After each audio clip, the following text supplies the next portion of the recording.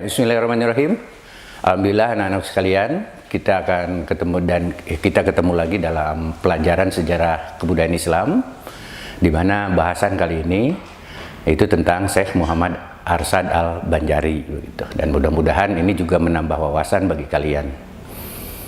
Anak-anak sekalian, Syekh Muhammad Arsad Al-Banjari ini wafat di 1812. Adalah pengarang kitab Sabilul Muhtadin yang banyak menjadi rujukan bagi banyak pemeluk agama Islam di Asia Tenggara. Beliau dilahirkan di desa Lokgabang pada hari Kamis dini hari 15 Safar 1122 Hijrah bertepatan dengan 19 Maret 1710 Masehi. Beliau adalah anak pertama dari Abdullah dan Siti Aminah, keluarga muslim yang taat beragama, yang nasabnya sampai katanya pada Nabi melalui jalur Sultan Abdul Rashid Mindanao.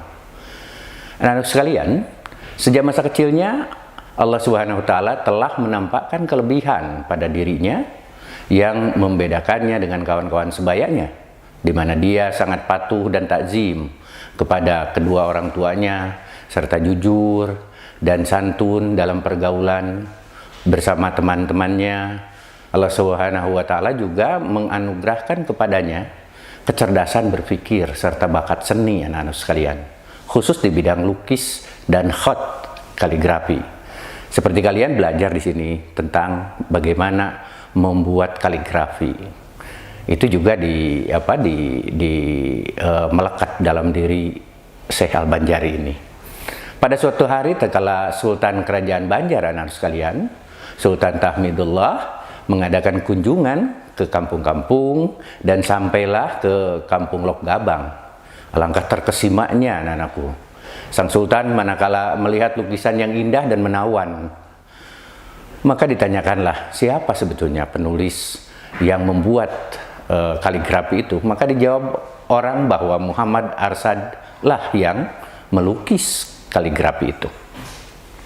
Nah, anak-anakku, mengetahui kecerdasan dan bakat sang pelukis, terbersitlah di hati Sultan keinginan untuk mengasuh dan mendidik Muharsad kecil bersama dengan anak-anak dan cucu Sultan di istana yang ketika itu baru berusia 7 tahun lah kira-kira.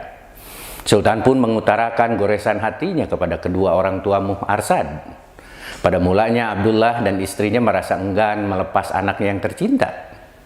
Tapi demi masa depan sang buah hati yang diharapkan menjadi anak yang berbakti kepada agama, negara dan orang tua, maka diterimalah tawaran Sultan tersebut, anak-anak sekalian.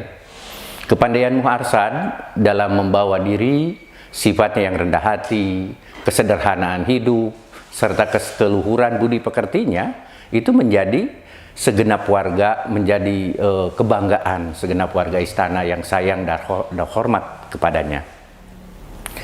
Nah, anak-anakku, bahkan Sultan pun memperlakukan Muhammad Al-Banjari ini seperti anak kandungnya sendiri. Setelah dewasa beliau dikawinkan dengan seorang perempuan yang solehah bernama Tuan Bajut, seorang perempuan yang taat lagi berbakti kepada suami, sehingga terjalinlah hubungan saling pengertian dan hidup bahagia. Seiring sejalan seia sekata bersama-sama meraih ridha Allah semata, ketika istrinya mengandung anak yang pertama, anak-anakku, terlintaslah di hati Muharsad suatu keinginan yang kuat untuk menuntut ilmu di tanah suci Mekah. Maka disampaikanlah hasrat hatinya kepada sang istri tercinta itu. Anak-anakku, meskipun dengan berat hati mengingat usia pernikahan mereka itu masih muda, akhirnya Siti Aminah mengamini niat suci sang suami dan mendukungnya dalam meraih cita-cita. Maka setelah mendapat restu dari Sultan, berangkatlah Muharsad ini ke tanah suci untuk mewujudkan cita-citanya. Derayan air mata dan untayan doa mengiringi kepergiannya di tanah suci. Di tanah suci, Muhammad Arsad ini mengaji kepada syekh terkemuka pada masa itu. Di antaranya guru beliau adalah ada 3, anak-anak sekalian. Syekh Athoillah bin Ahmad Al-Misri, Al-Faqih Syekh Muhammad bin Sulaiman Al-Kurdi, dan Al-Arif Billah Syekh Muhammad bin Abdul Karim As-Saman Al-Hasani Al-Madani. Syekh yang disebut terakhir adalah guru Muhammad Arsad di bidang tasawuf, di mana di bawah bimbingannya lah Muhammad Arsad melakukan suluk dan khalwat sehingga mendapat ijazah darinya dengan kedudukan sebagai khalifah.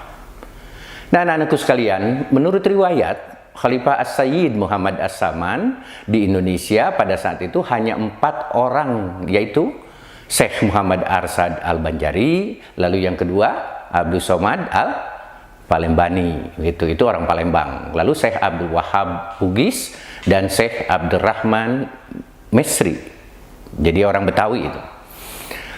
Mereka berempat dikenal dengan 4 serangkai dari tanah Jawi yang sama-sama menuntut ilmu di Haramain Syarifain. Setelah lebih kurang 35 tahun anak-anak sekalian menuntut ilmu, timbullah kerinduan pada kampung halamannya. Pada bulan Ramadan 1186 Hijrah bertepatan dengan 1772, sampailah Muhammad Arsad di kampung halamannya, Martapura, pusat kerajaan Banjar pada masa itu. Nah, terdapat kisah yang menarik anak-anak sekalian. Ketika Muhammad Arsad baru pulang dari tanah Arab, ketika memasuki wilayah Nusantara, daerah yang mereka lewati pertama kali di Sumatera yaitu Palembang, kampung halaman Syekh Abdul Samad Al-Palembani. Kemudian perjalanan dilanjutkan menuju Betawi, yaitu kampung halaman Syekh Abdurrahman Misri. Selama di Betawi, Syekh Muhammad Arsad diminta menetap sebentar di situ untuk menginap dulu dan mengajarkan ilmu agama dengan masyarakat Betawi. Jadi orang Jakarta, orang Betawi itu sangat kenal dengan Syekh Al-Bantani, Syekh Arsad ini, Muhammad Arsad ini.